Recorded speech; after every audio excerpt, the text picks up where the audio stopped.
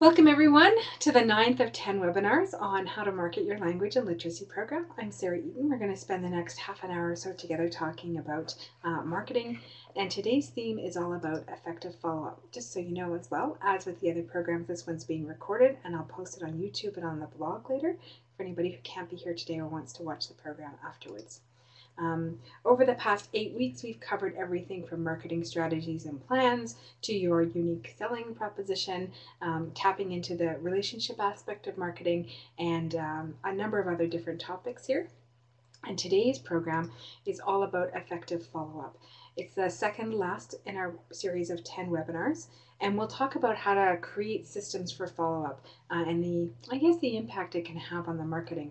And it's one of the pieces that I think is the most difficult for people who are put in the position of marketing, because sometimes those folks, particularly in nonprofit or education, and you can let me know if this it reflects your experience or not, with those of you who are joining us live today, that you have to do everything, or you have to coordinate so many things that your day is so jam-packed that follow-up is the thing that kind of falls off the back burner.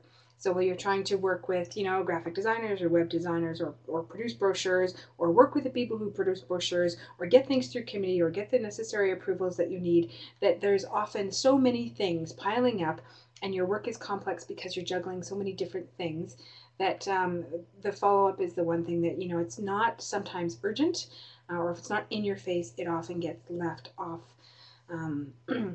kind of the list of things to do, or you mean to do it, but it's hard to get to it. So we'll talk a little bit today about building in some systems and some time to help you do that, and what effective follow-up looks like, and then strategically kind of evaluating your marketing as you go along, and what that looks like for your organization, and the idea of not giving up too soon. And I'll give you a reading resource at the end as well. Follow-up, this may make you cringe. I hope it doesn't make you cringe too much. Could be anywhere from 30 to 90 minutes a day, depending on what you need to do. And that may sound like a lot in an already busy day.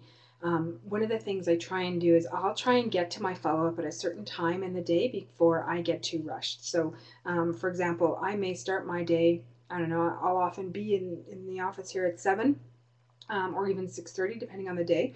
And I'll do things during those first 2 hours or so of my day, or even hour and a half, when I know that my colleagues aren't going to be in their offices or at their desk necessarily, right, if they're in my time zone. But I'll say, okay, so if the majority of follow-up I have to do is in my own time zone, so from, 7 to 9, I do things on my computer, and I take care of things that I don't want my phone ringing, and I don't want people to kind of interrupt me, and that's kind of my focus time for the day, and it's also the time of day where I'm freshest. And then from somewhere between 9 and 11:30, I try and do it before lunchtime. I'll try and kind of pack all my follow-up in there. And I'll be honest, I'm not really a phone person. I prefer email. I'll talk a little bit about the various methods for follow-up kind of throughout the program. But if I need to pick up the phone and do it, that's kind of when I do it, is between 9 and 11:30 in the morning, because I want to catch people at their desk. I know that some research that I've done on follow-up shows that mid-morning is often the best time to catch people. Now, there's different research that I've read. Some of it says Monday's not a good day to try and follow up with people. Sometimes I'll try anyway. I try and make it part of my day. I'm not always 100% successful at it, but I do try and make it part of my day. I've also seen research, by the way, that says that Friday afternoon, as ironic though it may seem, can be a really good time to follow up, because people are kind of winding down and they're a little bit more relaxed, and if they're not in a total panic, right? It seems to be one or the other. But that your follow-up may be well received on Friday afternoons. Excuse me. I have found that to be true for what I do. So I tend to kind of take Fridays and move my follow-up to the afternoon if I can catch people. But 30 to 90 minutes a day, depending on what I'm doing. And that can be everything from, phone calls to emails and having to do a proposal for people, and even the face-to-face meetings. So sometimes a meeting, 30 to 60 minutes, and there you go, there's your follow-up. Proposals, for example, I just put in a proposal to do a project with a prospective client. I put in the initial proposal, and they came back to me today with some questions. So now I need to spend, I'm guessing, probably an hour or so crafting a response to them that will completely answer their questions. In that case, the client followed up with me by email, so I'm going to follow up with them by email. And so this is kind of one of the tricks with follow-ups. It's that I will follow up with people once I've figured out their preferred follow-up method. So I've got a list of people, kind of that I know in my mind that they'll call me, or they'll Skype me, or they'll Google voice chat with me, and others will pick up the phone. Whatever way, if in my case the client likes to communicate, I will use that method with them. So I've got a couple of people, for example, that only ever connect with me by Google voice chat. And that's a technology that I happen to have on my computer, and I didn't even know what it was till I heard this ringing through my computer one day, and I thought, that's not Skype, what is it? And it was this client trying to connect with me that way. So I've actually learned new technologies to try and kind of keep up with my clients. Once you get it once, then you're good to go and you're fine. Follow-up is the important thing to remember about follow-up. It's not about you, it's about them. And so whatever makes the most sense excuse me, for them is the best way to follow up. And that was a really hard thing for me to learn because the phone, as I said earlier, is really not my preferred method of communication. I've got the phone up here and I'm trying to talk to somebody and I can't type and I can't do other things, and I like to multitask. But I know that when certain people call, I'll see the number on my call display and I think I have to pick up the phone and talk to that person. Or I know that if I call them, I'll get a better response than if I email. And so once I kind of learned that from a few people that I know in business who do a lot of follow-up as part of their work, it suddenly made sense to me. And the results that I started getting in my work and the relationships I was able to build were actually more effective because I was kind of meeting people on their turf. And so if you have a preferred way that you really don't like, I'll challenge you to consider it. Hi, Joe. Welcome to the session. Welcome back. Nice to have you here. This is a little graphic that, you may have seen if you follow the 7 Habits of Highly Effective People. This is where it comes from. Well, actually, I understand that the author of that book, Covey, picked it up from somewhere else, and that it might actually be about 40 or 50 years old. I don't know what the original source would be. I originally saw it in Covey's 7 Habits of Highly Effective People. And if you haven't read that book, I'd put it on your recommended reading list. And so Covey kind of divides tasks that need to be done into this quadrant of the, is it in the it's not urgent and not important quadrant. So for me, that might include things like, I don't know, organizing my basement. Not particularly urgent, not particularly important, and also not particularly interesting for me, which is why it remains kind of messy down there. Then I've got things that are urgent, but they're not really that important in my life. So I'm trying to think of something that might be a good example. See if you can help me out by putting an example in the chat box there. I don't know, maybe I need to buy groceries right now. It's not terribly important, right? Because I have some rice and beans that I can eat if I need to. But, I need some fresh fruit and vegetables right now. Then it gets to the point where it's urgent, or it's important, but it's not particularly urgent. That's what I was talking about with the groceries. Important but not urgent. Then there's urgent but not important. So I don't know, somebody comes into your office and they've lost a sock, for example. And it actually happened to me when I was managing an ESL program, right? Somebody, they've lost a sock. Well, sorry, I can't help you right now. Though it's urgent, it's not important, or it's not important for me and my work and my role right now. So to be able to prioritize, and that's the quadrant in the lower left where you want to be able to delegate that to other people. And then there's the top left quadrant, and you want to get those items off your plate as fast as you can. They're the ones that are both important and urgent. So I've got a timeline, I've got a deadline, and if I don't meet them, then there's a consequence for that. Has anybody seen this quadrant before or read Covey's Habits of Highly Effective People? Just wondering if there's folks here who have read that. I found it was very interesting in helping me prioritize both my work and personal life. Yeah, really a good book. One of those kind of life-changing books in a good way, right? That sounds kind of melodramatic, but it was really helpful to me. We talked before about the idea of fierce patience and the idea of being passive versus being active. What that means for follow-up is sometimes there's a waiting period between when you've contacted somebody and when you should contact them again, when you need to take the lead and when you need to understand that somebody else is going to follow up with you. And having a sense of when you need to kind of sit back and give people a little bit of space to either digest what you said or, just process it is an important part of the follow-up process. We'll talk about the idea of not giving up too soon. and building in the accountability. So if you're in a position in your organization where you can delegate, building in accountability with your staff or your team members for their follow-up is really an important part of it. So one of the things we've done in various projects I've worked on is we've actually put together a spreadsheet, and we've put, in the case of either the person that needs to be followed up with or the organization, the item or issue that needs to be followed up on, who's going to do it, the deadline for it, any other information that they might need in order to get their follow-up, or anything that needs to happen in order for them to do that. So we've got their deadline, and then we also add a column in the spreadsheet for when it's actually done. And that has helped us. We actually have one for a group that I'm working with now. We use it as a Google Doc, a Google spreadsheet. We started it in Excel, and then we put it on Google so everybody in the team could access it.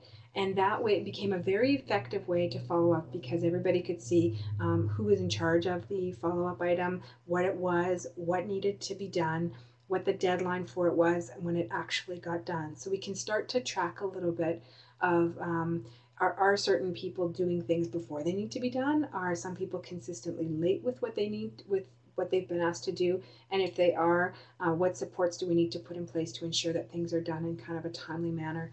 So those would be items, for example, excuse me, I have a little bit of a cough left here, that we would kind of focus on those items in the upper left-hand corner that are urgent and important at the same time. And if we've got things on our spreadsheet that are important and not urgent, then we can put a deadline later on. Sometimes we don't even put a deadline there. We just don't want it to fall off our list. And we found the spreadsheet very effective for working with our team. And it's, like I said, it's an Excel spreadsheet. It's a Google Doc. Does anybody use anything like that now with your teams for follow-up or for yourself? Putting in a system is a great way to kind of build in that follow-up. And then this way as well, I mean, you don't want to necessarily follow this cartoon here. I thought it was kind of cute, send in someone to blame.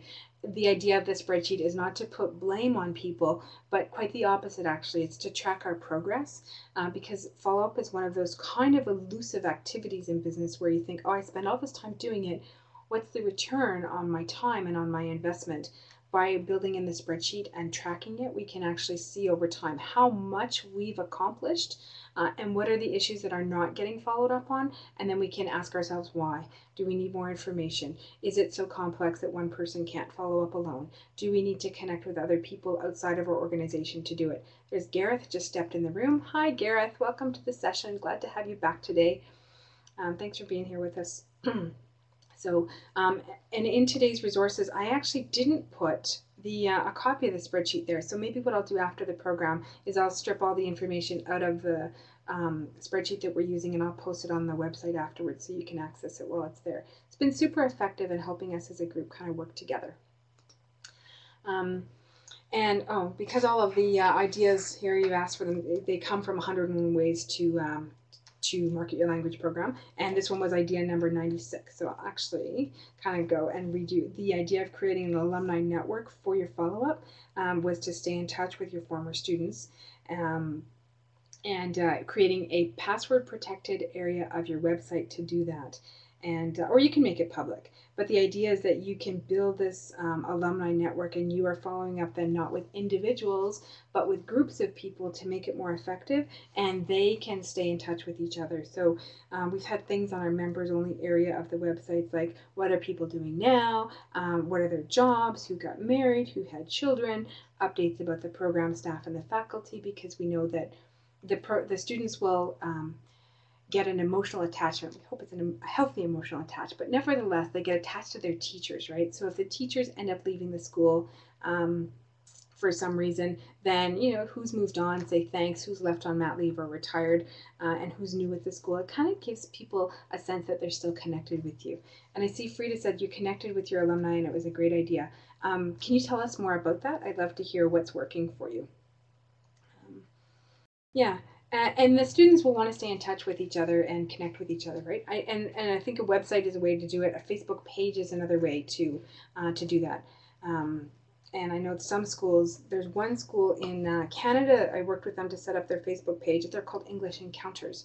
and they're out of Burlington, I think. And so they've used a Facebook page in a very effective way to build an alumni network, and also with their current students as well. Yeah, super. Oh, wonderful. You got 2 students to sign up again. Hey, great. Well done, you. That's really good. And the other thing for your marketing in terms of evaluation is to go back and review your successes and your failures, what worked and what didn't. So I'm going to go back to the book here. Look at these. So to do this on kind of an annual basis, and what I suggested was to conduct a review of what was and wasn't successful in terms of your marketing. So it's the idea of tracking everything that you've done in a year and what worked and what didn't. And then, this review process, I mean, you could ask people in your school, your teachers, your business department, and others who are affiliated with your school, and do that kind of, I won't call it a complete 360 evaluation, though you could also ask your students what they liked about your marketing and what didn't work for them. It could take a few weeks to complete, and it's worth it because you get a very comprehensive idea of what worked and what didn't. And in terms of your marketing as well as things like tracking the number of incoming phone calls or emails, the responses, how many of those resulted in registrations and so forth, can be a really effective part of it. And then take your best successes from there and highlight those in your annual report or your report back to your funders or whatever it is that you need to do to show the people who are invested in you, whether it's senior people in your organization or your board of directors and your members, what it is that you're doing that's working. And being able to demonstrate that will help you both in quantitative terms and qualitative terms to keep their emotional investment in you and possibly their financial investment if you're a nonprofit organization. And so going through that, I mean, I've started doing it now in my business. I think I shared a template with you where you can track the student registrations on an annual and quarterly and monthly basis.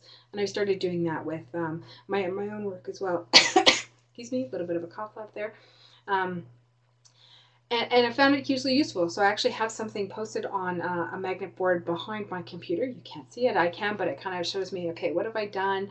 The classes that I've taught and those kinds of things. For example, for one organization, in 2010, I taught, I think it was 2 classes, and then in 2011, I think I taught 6 or 8 classes with them. So it's like, okay, that organization, something is working with us. They like working with me, and I like working with them, and it's a good fit. So what else can I do with them?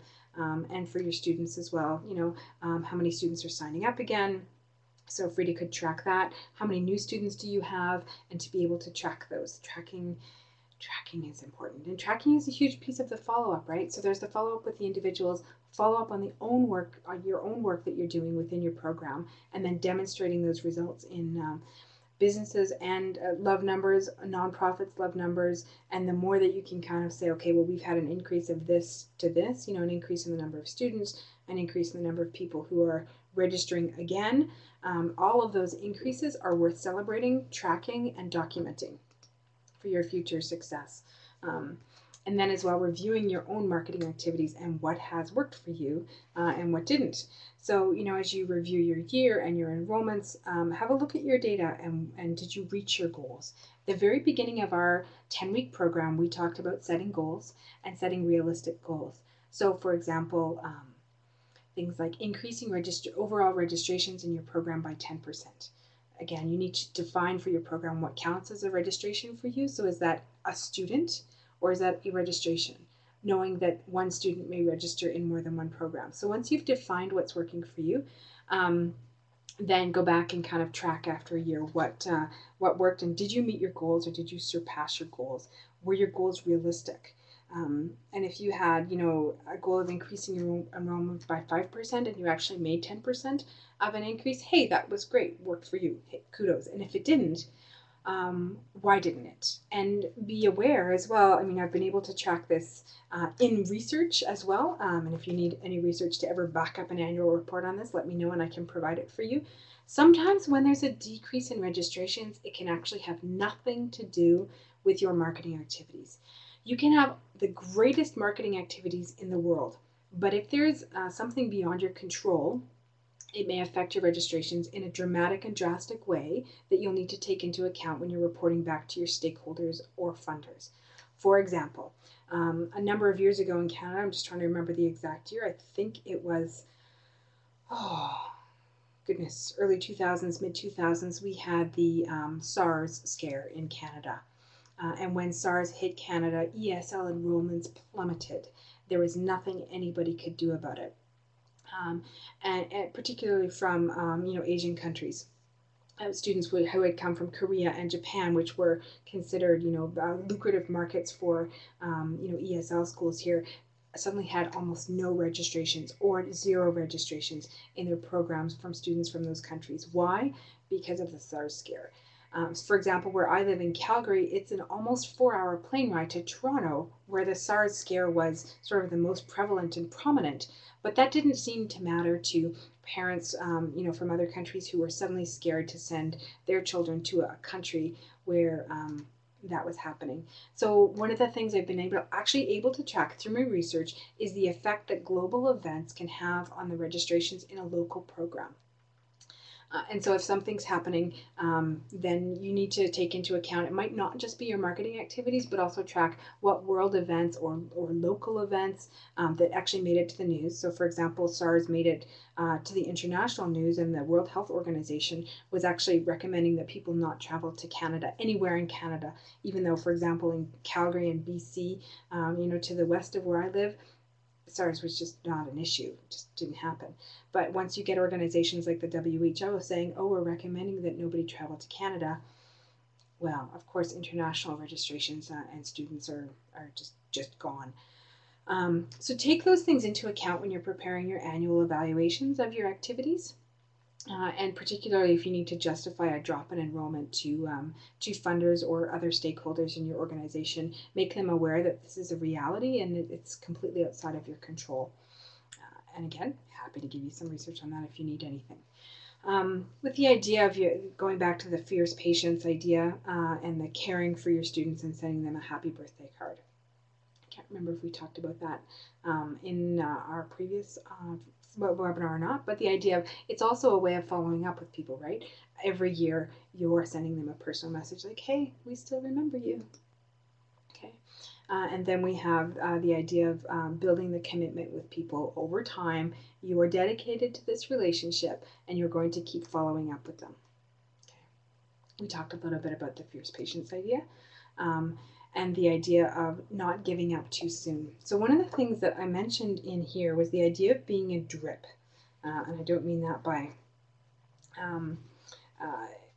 anything negative, but it's the idea of having regular kind of constant contact with people in a manner that lets them know that they are still on your radar. You know what? I made a mistake on that slide. That's not idea number 97. It's idea number 17.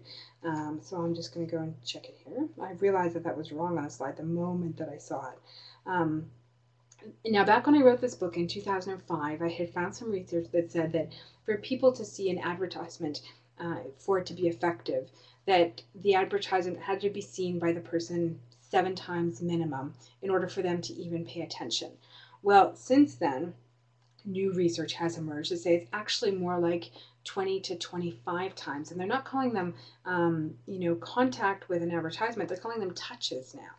And whether that means a touch with someone by a phone call or an email or, something on Facebook or through social media. Social media is actually a little bit less effective than other kinds of personal contact, unless it is directly personal. But nevertheless, it is contact, right? And the idea that you're having repeated and regular contact with the people that you want to follow up with, whether it's your students or whether it's partner schools, whether it's your funders, it's kind of everybody in those circles that we talked about a few weeks ago, right? Your network and your contact, those people who are closest to you, and the idea of connecting with them on a regular basis. So, for example, I've got people in my sort of not my core circle, but the next layer out that I kind of make a point with to have lunch with once a quarter. And it was one of them that said to me, yeah, you're on my list of people that I have lunch with every quarter. And I had never thought about it before that. And suddenly I thought, that's a great way to kind of track it. So I just kind of go through and you can kind of remember in your head, I think I had lunch with that person around Christmas time. So here it is, it's June and I haven't had lunch with that person again, or I haven't connected with them. So it's time to just kind of stay in touch and say, hey, what are you up to? And that you vary the kind of contact that you have with with people as well. If any of you have seen or are familiar with the show Mythbusters, this picture is from that show Mythbusters, and they take different kinds of myths and they put them to the test to see if they're actually real or not. And this is one of the actors, not actors, but people from the show. Her name's Carrie, and in this particular episode they were testing the myth of Chinese water torture, which involves this idea of dripping on somebody, but the idea is a constant drip that falls on the person relentlessly, and they were monitoring her emotional and psychological reaction to it. I'm wondering if anybody knows the show or had seen that particular episode where Carrie got subjected to Chinese water torture. If you don't know it, the results were quite surprising in that she entered a state of emotional distress much more quickly than she thought she would. She's kind of a tough cookie, but she found that particular experience very distressful, and was crying, and they eventually had to stop it sooner than they thought she would. So the idea is, don't torture your contacts with, even though you want to be a drip and say, okay, well, we know that, effective follow-up might be 25 touches before you're remembered. That doesn't mean that you torture people by calling them every day or every afternoon, right? You've had, I think, people like that call you or contact you, either they want a job or they're a salesman trying to pitch something to you, and after a couple of times you think, I'm going to go bananas if you just keep at me, or you see their phone number on the call display and you think, no, I'm not going to get that phone call. So it's that balance between having regular contact in a sort of consistent manner without that idea that you're doing Chinese water torture on somebody, because I think we've all kind of had that, right? From somebody in our world, professionally or otherwise, that just won't let up, and instead of it being effective, it becomes annoying. And here's my secret to follow-up. It's the best follow-up is when the other person doesn't actually know you're following up with them. Unless you say, I will follow up with you within 2 weeks of this conference or this meeting, or I'll provide you with whatever it is. Unless you're doing something like that and you declare that you're going to follow up with this in a certain time period. That reminds me, I promised somebody an email and I have to follow up with them. But other than that, the idea of a contact that doesn't make them feel like you're following up, that you're basically staying in touch with them. And one of the things that I put on your, that's not next week, that's this week. Next week is social media. One of the things that I put on your resource for this week was the idea of it's not about you, it's about them, and that the idea you can follow up with people in a way that's very personal. So, for example, I try to make a point to read, our national newspaper every day online, or our local newspaper every day. And when I see an article that reminds me of a person, I send it to them, and I say, this article reminded me of you. Or if I see a job posting that I think somebody may be qualified for, even if they're not looking for a job, I might send them the job posting. Because chances are, if I think it would appeal to them, they might know somebody in their network who is looking for a new opportunity, and they can forward it on, and they get to be the hero. So in the follow-up that I try to, use with people myself, and it's just about that kind of relationship building and keeping it sincere too, right? And I'm constantly thinking about the other person, what would work for them, what email preference or phone preference or, Google voice chat preference do they have? What are they into? And sometimes with contacts, if I get to know them on Facebook or Twitter, I'll actually find out personal things that they're interested in. And I'll give you an example. In 2010, I was contracted by a literacy organization in Canada to do some work for them. And through the conversations that I had with the program director there, I found out that the person I was working with loved spinning. And by that I don't mean like spinning on a bicycle, not exercise spinning, but spinning yarn.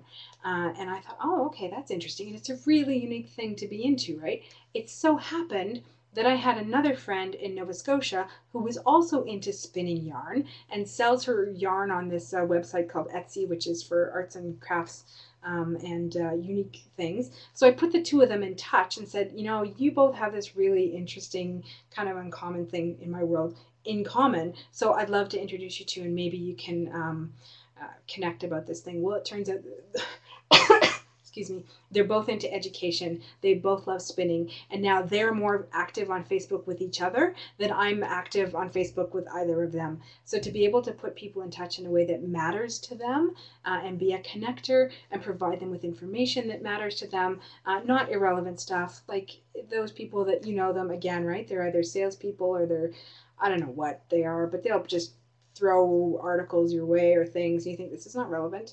So I try and share things that I think will be relevant and useful and actionable to people in my circles, whether they're in that circle of the closest 25 or they're in those outer circles.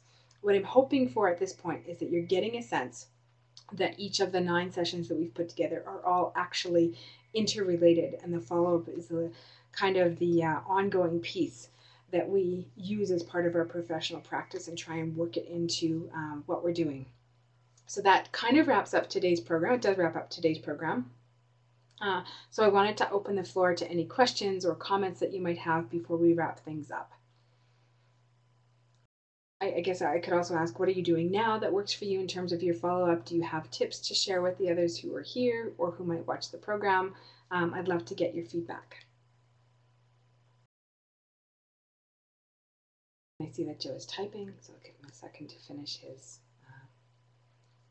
Yeah, the program on social media is webinar number 10 of 10. So that will be this same time next week, and it'll be our last program in this series of 10. So yes. Mm-hmm.